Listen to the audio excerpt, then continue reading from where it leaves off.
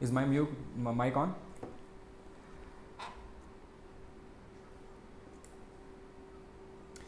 Hey guys, what's up? How's it going? I'm back. I can't believe it's already Tuesday again. It was just like I did it some time ago and back on Tuesday, so it's been quite fast.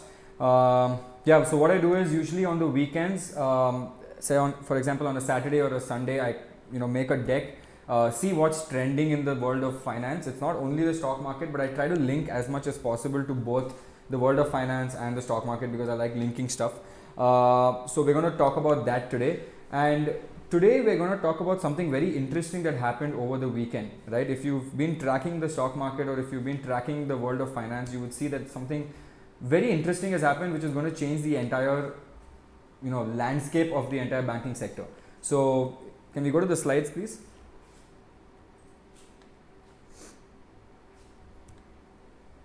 I'm also watching the comments, so if you guys have any, for example, any questions and stuff like that, you can 100% tell me. Okay, is the slides on?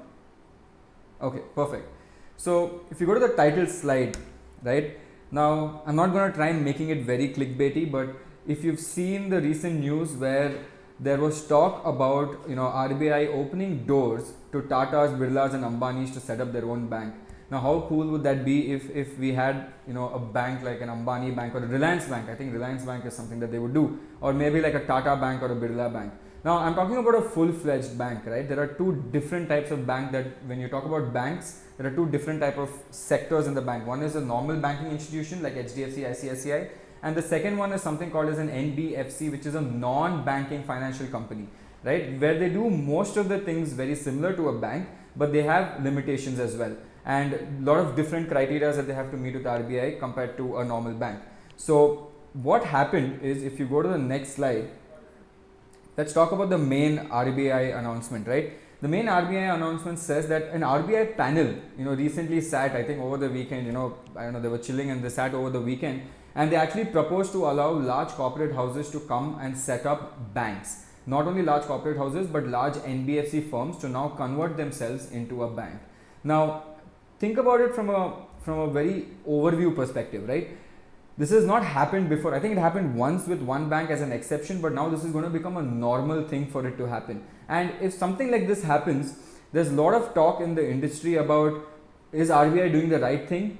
Do we limit banks to banks itself, or do we allow corporate houses to come in? And if we do allow corporate companies to come in with their own banks, would there be a lot of scams that might happen tomorrow? Would there be a lot of political connections that might get involved with this? And the timing of this, a lot of people are even questioning the timing of the RBI. Why are they doing it right now? Why couldn't they do it before? Why are they doing it right now?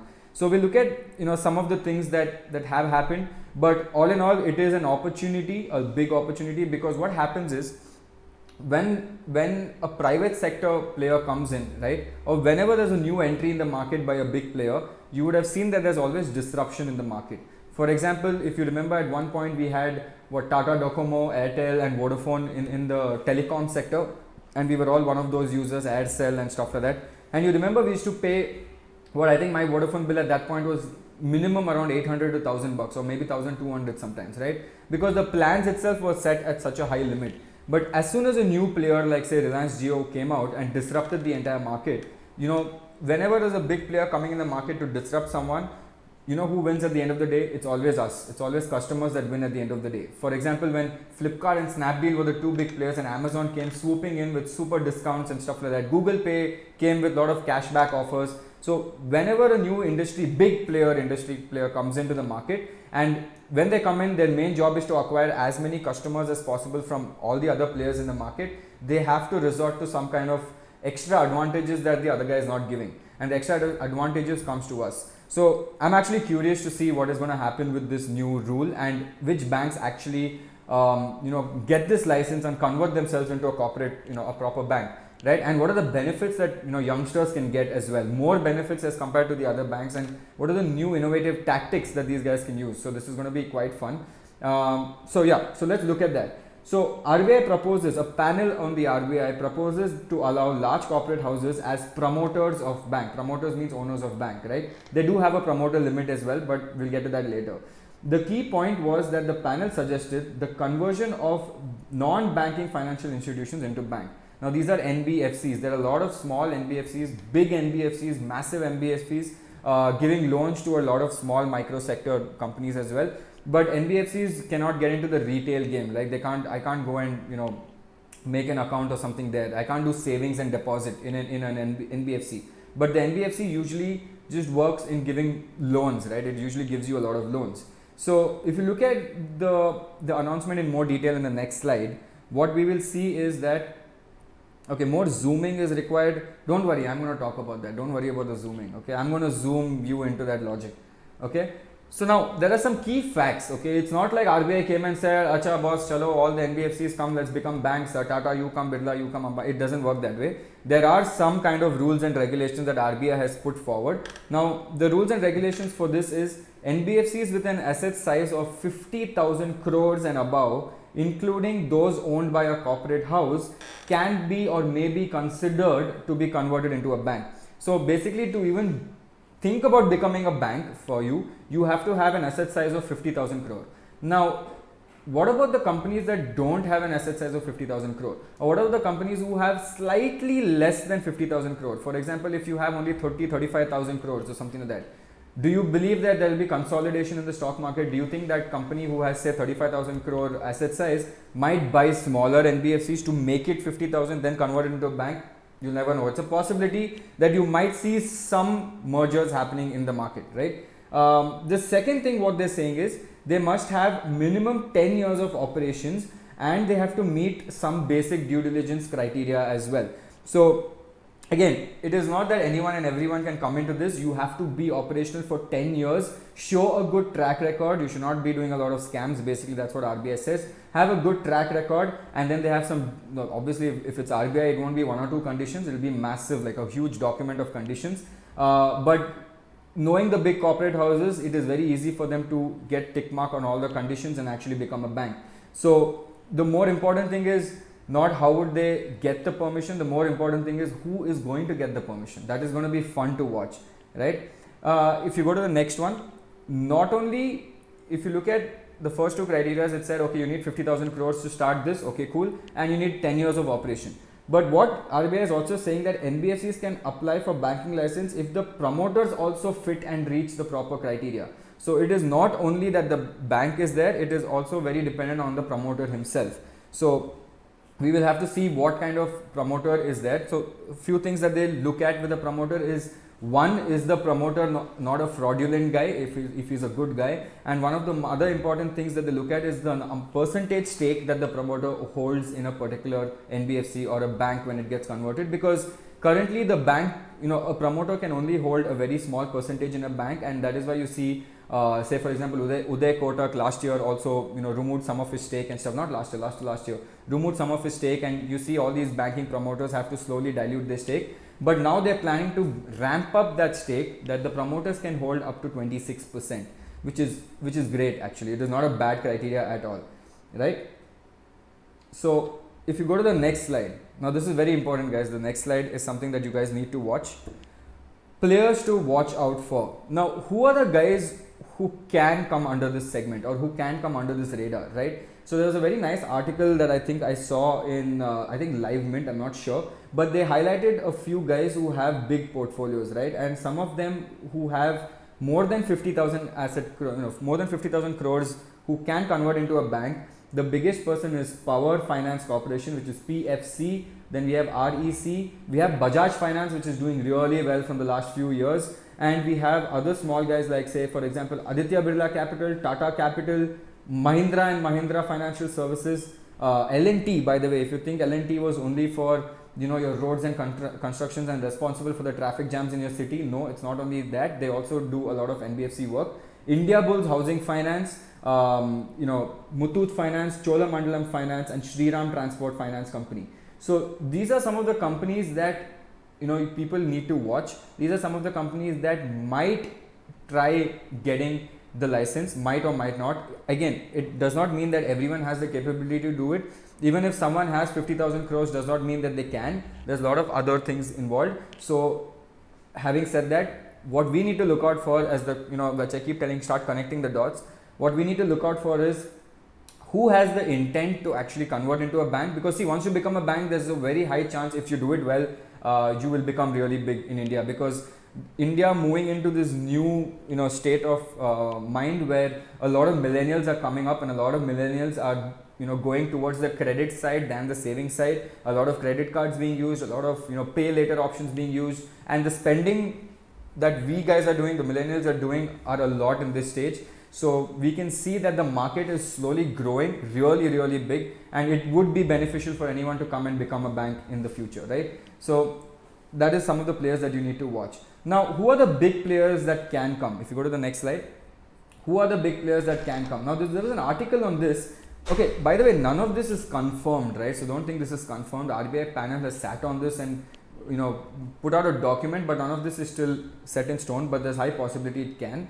Okay, so a lot of people are predicting that big industrial houses like Tata, Aditya Birla, Bajaj, Mahindra and Mahindra, and even if Reliance wants to come in tomorrow, Reliance can. And knowing Mukesh Ambani, the way he's moving at the speed of light, just expanding into different ventures, I think it's very easy for him to come and make a bank as well, a Reliance bank.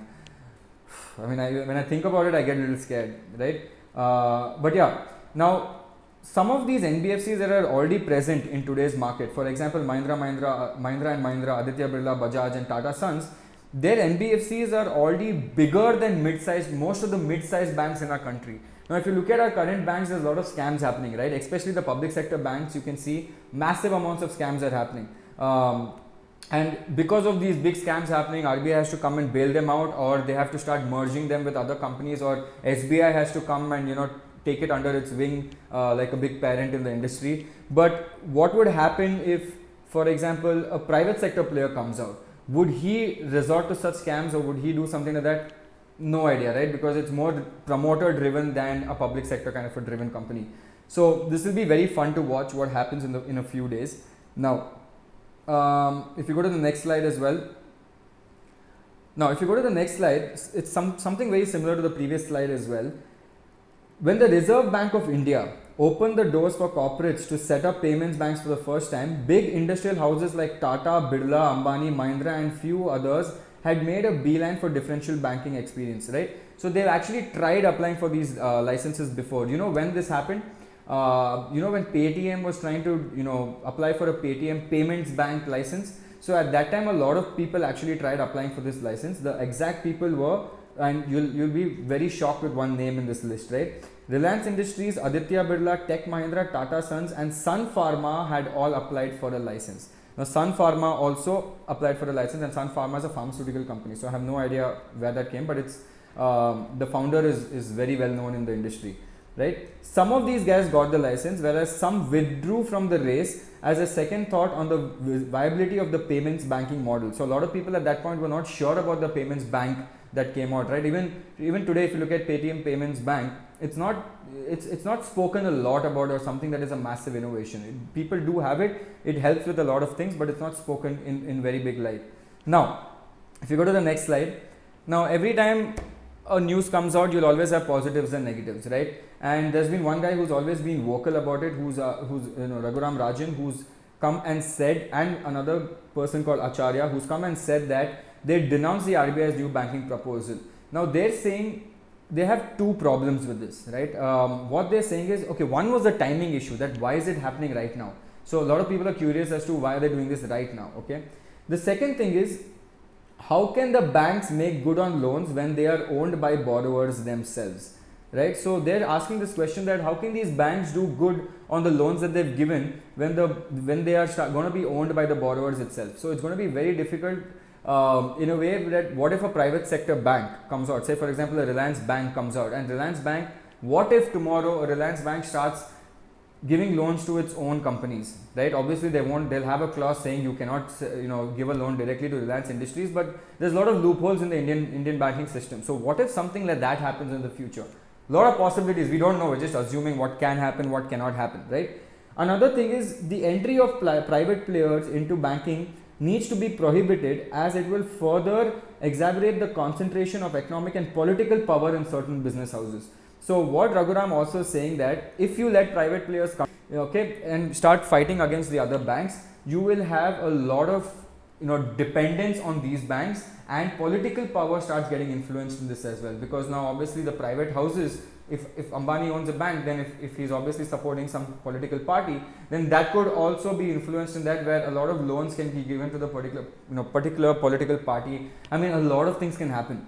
Now RBI can come and put 10 to 15 to 20 to 25 different guidelines, right? But we've known that always in India, when people do put guidelines, it is followed to a maximum extent, but always loopholes are found by people. So this is going to be very fun to watch what happens. And if you go to the next slide, the last slide, some of the stocks that are in the radar. So this was the stock screenshots that I took yesterday. Let me go a little deep into it. So when this news came out, this RBI news came out, a lot of NBFCs in India started shooting up, right? The stock price started going up, and most of them were those companies that would, if converted into a bank, would make a lot of money in the future, and the stock price has a huge potential to do that. For example, one of the stocks, Bajaj Holdings and Investments went up by 8.15% yesterday. Equitas went up by 20%, straight upper circuit at a 20%. Ujjivan Small Finance Bank also went up by 20%, and Shriram Transport Finance Corp went up by around 4.5%. Basically all the banking, NBFC banking stocks, not the main banking stocks, but NBFC banking stocks went mad, and they all went up, because if any of these NBFC stocks tomorrow, given 3 months, 6 months, 1 year, I don't know when this will finally happen and put into picture, but if they do become a big bank, and what they're only an NBFC now, if they do become a big bank, say for example like a big Bajaj Bank or something like that, I don't know, if they do become a big bank, then the stock price or the value for a particular shareholder will be massive, right? So a lot of people are looking at this, very keen on this, and they're trying to figure out what can happen, right? So I just want to leave you guys with this thought that when something like this happens in India, right, when there's a massive turnaround or a massive decision that comes that might disrupt a particular industry, it's good in two ways. One, it obviously gives opportunities for other players to come, and two, it reduces the monopolization with the big players, which is always true, right? Whenever you have a massive market, there's mostly a monopoly, and when a new player comes in with a new business model, he breaks the monopoly. For example, at one point of time, if you look at all the brokerage houses in India, HDFC Securities, ICICI Securities and stuff like that, they should take a brokerage fee of 0.05% on every trade that you do. There was one guy who said, I'm going to come, there are massive big players, I'm a very small player, there are massive big players in this market, but he came and he started doing a very unique business model for brokerage and said, every trade I'll just charge 20 rupees, and that was Zerodha, and see where he is now, right? He's almost one of the biggest brokerage houses in India right now, because every time a new person comes into the market with a new business model, he always tries to beat the existing players with a unique business model idea, and when that happens, you see the impact that delivers. And what is, at the end of the day, what do people like me and you care? We care about who's giving us more value in the market. We talk about brand loyalty, but we always care about who's giving me more value in the market. I was using HDFC Bank before for all my brokerage trades. I still do for a particular extent, but if Zerodha comes and says I will do it for 1/10 the cost, obviously me being a user, I'll be like, yes, I'm going to save money there, I will go here and do it. So it all depends on value. It is very, very important that it all depends on value. Now it is going to be super fun to watch in the due process of time. Are there going to be any mergers that happen in the NBFC space to fit the criteria? Are there going to be new rules that come up in the criteria? Number two, this is going to be fun to watch. And who starts getting the licenses? Now this is going to be super interesting, because in the next 10 years we will see the impact of today's conversation, right? In the next 10 years we'll know which banks have become big, which private sector bank have become big, and in the next 10 years I'm pretty sure maybe 1 or 2 scams also would have happened in the private banking sector, because a lot of loopholes will be there. So maybe in 2040 we'll have another movie like Scam 1992, which will be called Scam 2025 or something like that, and you'll see one of the big corporate houses making a movie on that, right? And you will see that this article will be super important, that RBI came out with a new thing. So it's going to be fun to watch. It's changing the entire landscape of the banking sector. So it's going to be fun to watch. So we're going to have some fun. So yeah, I hope you guys liked it. It was a quick short session on what's been happening, and this is a massive shift in our banking sector. But do keep an eye out on all these NBFCs. Do your own research. Again, this is not a stock market tip video. So if you tell me tomorrow that I bought it because you said and it went down, I will run away and you also will run away. So we're not going to talk about that nonsense. This is just for your knowledge. So I hope that helped, and thank you guys.